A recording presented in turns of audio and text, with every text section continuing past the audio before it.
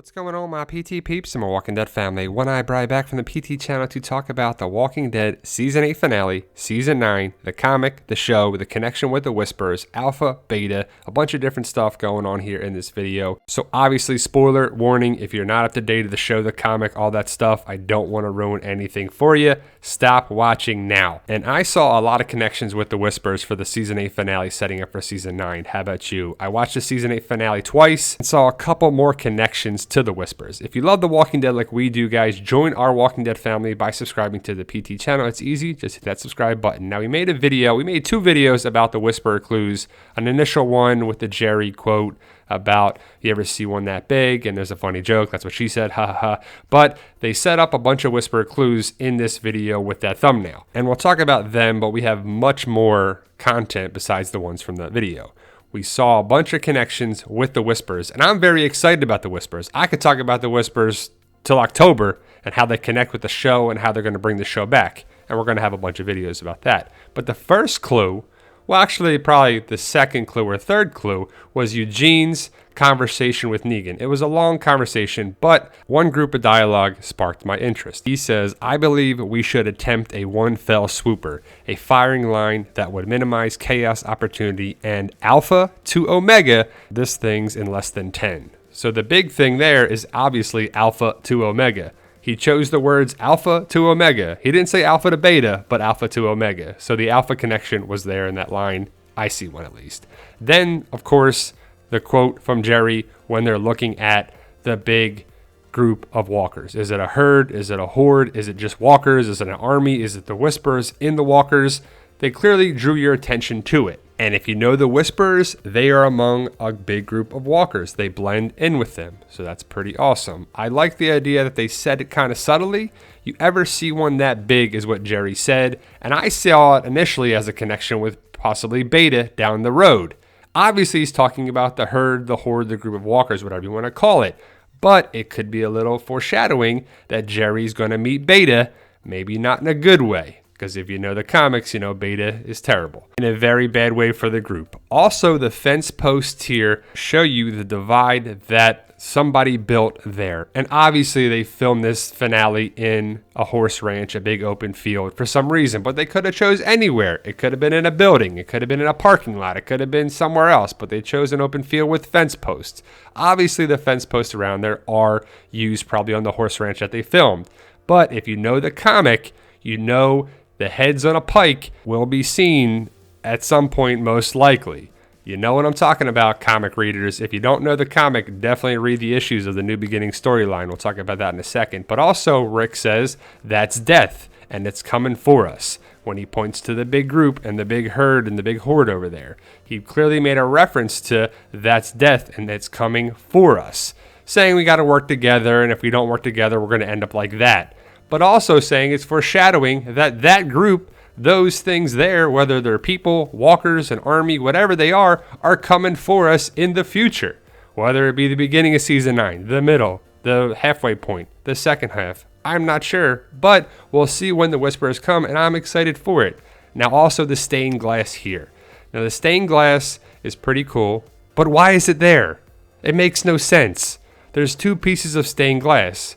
Alpha and Beta? There's really no way to tell right now from what we got, but why is the stained glass there? It's pretty weird, pretty unlikely that it would just be hanging there from a tree unless someone put it there for some reason, right? Also, the design on the stained glass is an infinity symbol intertwined with other markings, and it's a very interesting symbol. It could have been anything. And also, like I said, there's two pieces of stained glass, and it's kind of interesting that we saw two different clips with the stained glass being shot like this, and didn't want to spoil the ending of the season, I'm sure, but it was shot down and it was hanging down. Now, the multiple use of the infinity symbol is pretty strange, right?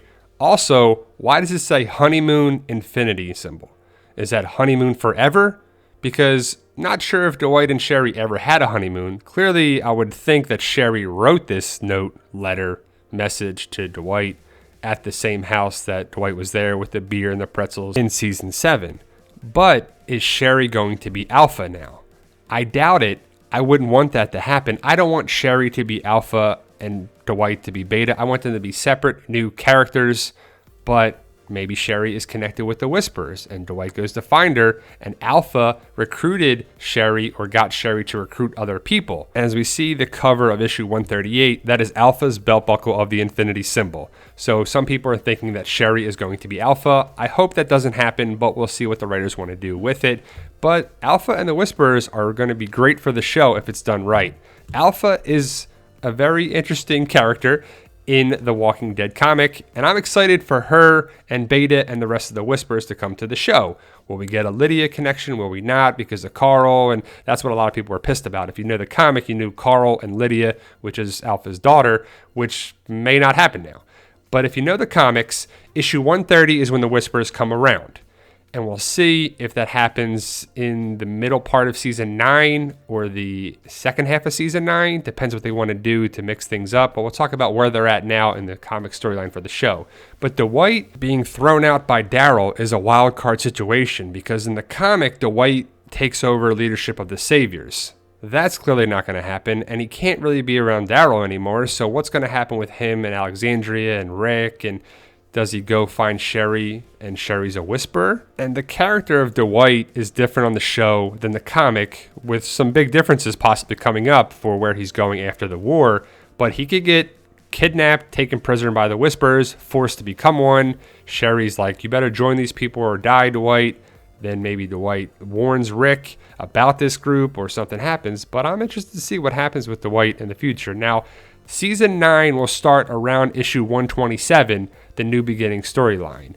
I'm excited for that. I'm excited to see if they bring Magda and her group around, the Whisperers, Lydia, Beta, Alpha, Negan, Sherry, Dwight, comic differences, Jadis or Ann, the helicopter, stuff going forward.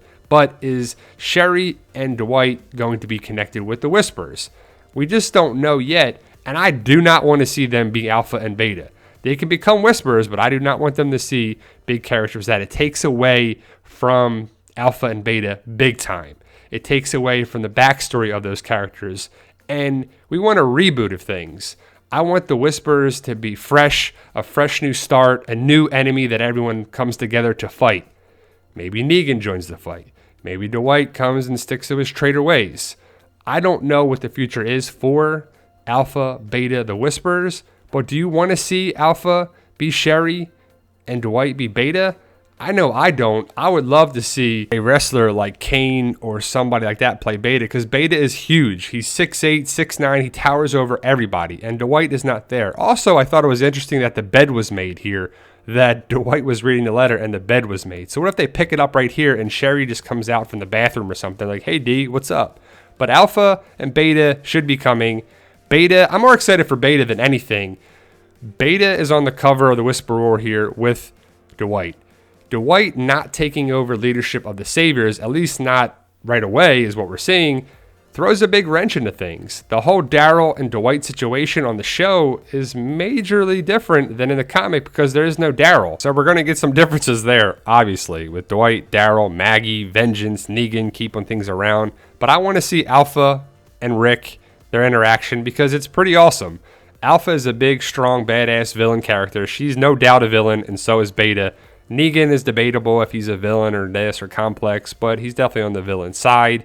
The Whisperers coming to the show is very necessary to bring people back, but also back to the ways of The Walking Dead. Season 4, 5 with Terminus and how it was where there's a villainous group that everyone came together to go against. They're going to need that because we might be getting a Civil War kind of concept with Maggie and Daryl being against Michonne and Rick. And I'm not sure if Jesus is just trying to find out information with Maggie or he would be on Maggie's side, but Maggie's going to run the hilltop. She's going to bring the hilltop up and get them bigger and stronger and thrive and protect the hilltop and probably go against Gregory most likely. And Gregory's got to go, that's for sure. Does she punch Rick? Now this wasn't after the storyline after the war. It was actually after the lineup when Negan kills Glenn.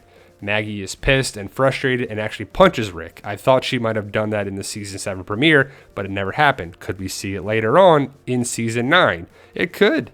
Negan is going to be a dividing line between Maggie and Rick, and it's kind of interesting, but we'll see what happens, especially if Lauren Cohan doesn't have a contract. What are they going to do there? We have some big news about season 9 and the future of the series. It's good news. If you want more Walking Dead, definitely check out that video to see what's going down in it. I'm excited for the future of The Walking Dead season 9 and beyond. What do you make of it, guys? I don't want Sherry and Dwight to become Alpha and Beta. The infinity signs, the connections, the whispers all over the place, the little Easter eggs and connections here and there. I just see them, and I'm hoping that the whispers are done right. I think it should be great for the show. How about you guys? I could talk about the whispers in The Walking Dead all day, especially because it's an awesome part in the comics to come to the show. Maybe we get another war. I hope so. Let me know your thoughts, guys. Post your comments below. Hit that subscribe button to help us achieve our goal of 100,000 subscribers. You guys are awesome. Thank you for watching. And remember, guys, believe in yourself. If you can dream it, you can do it.